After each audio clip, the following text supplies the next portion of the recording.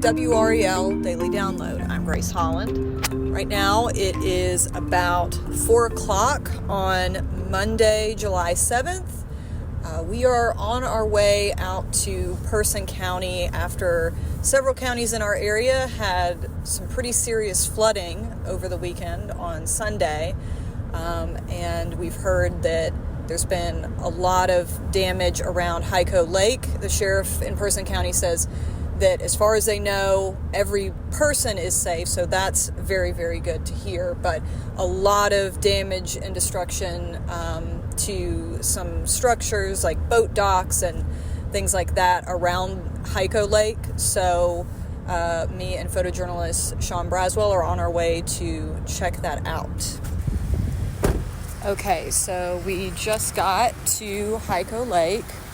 We're along NC Highway 57, which is also Samora Road. There's 3 bridges that cross the lake at this point. It's sort of the main crossing. And there's definitely still a lot of high water around here. Right now I'm looking at like a boat gas station, and the gas pumps are flooded. It's about halfway up the pump. And they're just like sitting in the lake, basically. This is Hyco Lake Marina Rentals. So definitely still a lot of water to go down at this point in this location. And, you know, it's late afternoon. The sun is just blaring down, not a cloud in the sky after all that rain yesterday. It's just really really hot, to be honest. So a lot that people are probably having to deal with if they're working to clear out these debris. Okay, so I'm sitting back in the car because it is just so hot. Wanted to be in the air conditioning for as long as I could. Sean is getting video while I'm sitting here, so I'm just kind of taking in the surroundings. And as I'm sitting here, I'm watching lawn chairs, looks like maybe like a pool float, like an inner tube floating down the lake. There's a really strong current going down the lake. And yeah, it's just things keep floating. I also forgot to mention there is like boats and jet skis that are just sort of sitting out in the lake too. There's a whole boathouse that clearly came unmoored somewhere, which I know is something that a lot of people along here are dealing with. Even the boathouses that haven't floated away are flooded. We'll be right back.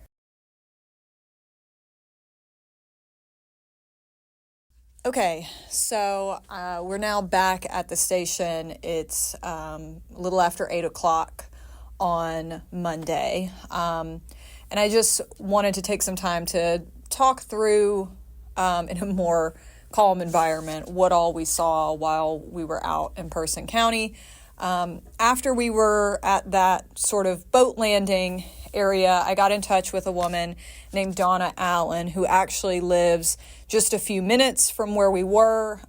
Technically, she lives just across the Caswell County line, but what was going on at her house was very similar to what was going on all over the lake, including, of course, in Person County as well.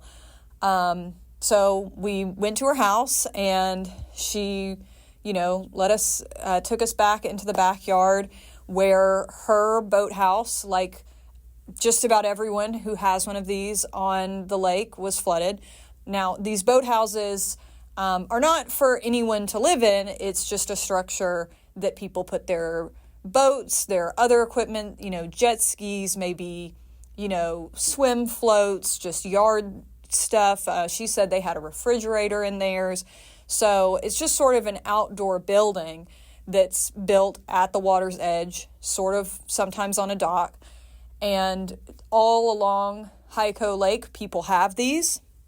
And all along the lake, they are flooded at this point.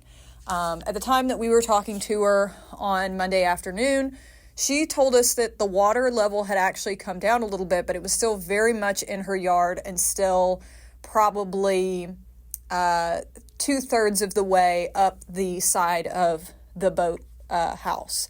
And in her case, which this is a situation a lot of people were in, they were not able to get their boat out of that structure whenever the flooding started. So their boats were stuck under there. And because there's a roof on the boathouse, there's only so far that they can rise up, when they start to float in the extra water, in the flooded water. And in some cases, people's boats had gone straight through the roof and caused a lot of damage, both to the boathouse and then also to the boats themselves. And by the time we were there, the boat had come down a little bit with the water level, and her husband was actually cranking the boat. So the boat did start, which is a good thing, and was hopefully going to be able to get it out soon. But I just stood there and talked to her in her yard about, what she'd seen that day. And how long have y'all lived here? We moved here in 2020, so Okay. it's about 5 years. All right. So when did you first notice the water starting to rise and all that? Just before 5 this morning, my husband was getting up for work, and I looked out to see what it looked like, and I could hear all the cracking and popping of the docks. It's okay. And just knew something was wrong. It was dark, so I couldn't really see the water really well, but I knew something wasn't right down here. And we came out and saw the water, and it was a mess. Things were floating everywhere, and our boat was pushing up to the top of the dock and started to push through it. And my husband had to make a hole in the roof just to give it room so it wouldn't get damaged. Yeah. And so you guys still kind of figuring out how bad the damage is, right? We haven't really been able to assess it. We do know there is some damage to the boat, and the dock is all going to be on us because it's not covered by insurance, unfortunately. So, but we did recover a lot of our stuff that was floating, so we're lucky there, and luckily nobody's hurt. Right. So. Yeah. And talking to your neighbors, is this something that happens out here that just hasn't happened to you guys since you moved here? It's not a common occurrence. The water really does not ever come up this high. It does reach the level of our dock sometimes, but never over it. And they said maybe in 25 years, it's been the last time they've seen flooding to this degree. So it's not common. Is there anything else you'd like to add or want people to know? Well, I know Lake Authority has asked people to please stay off the lake because when you're creating a wake, it's damaging our boats that are stuck in the docks. So please stay off. It's not safe anyway. There's docks literally floating around and lots of debris in the water. So it's just not safe to be out there with a boat. And the big thing that you hear Donna say there is that everyone is okay. And that's something we also heard from the Person County Sheriff, that luckily, there have been no injuries. There has not been any deaths because of this in Person County or along the lake, which of course is the most important thing.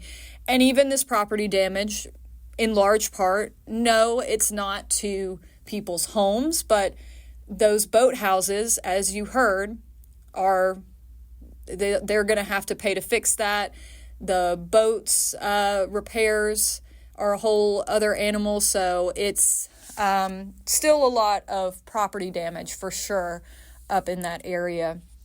But around our area, it has been a much different picture for other people. In Durham County, homes, of course, flooded along the River. Dozens of people had to be rescued there because of that. In Chapel Hill, 63 people were forced to leave their homes due to flooding, 20 of those in Camelot Village, which we actually did an episode about a while back here on the Daily Download about the history of flooding that neighborhood has in Chapel Hill. And then, of course, state of emergencies declared in Moore and Orange counties due to torrential flooding. It has just been a really widespread issue along these rivers in our area and in those parts of our area, even though Wake County so far has come out pretty unscathed. And, we've even had deaths. A Person County mother was killed in the flash floods from this storm. She did not die in Person County, as I said, but she was trying to get to work in Orange County at the time that she passed. So a lot of impacts from this storm that we are going to continue to follow here on the WRAL Daily Download in the coming days, and of course on our other platforms as well. Thank you for listening to the WRAL Daily Download and for making us part of your morning routine. Another great way to get WRAL news is the Morning Briefing newsletter. That's a daily email with Triangle news, events, and headlines to help you get ready for the day. Sign up at WRAL.com/newsletter.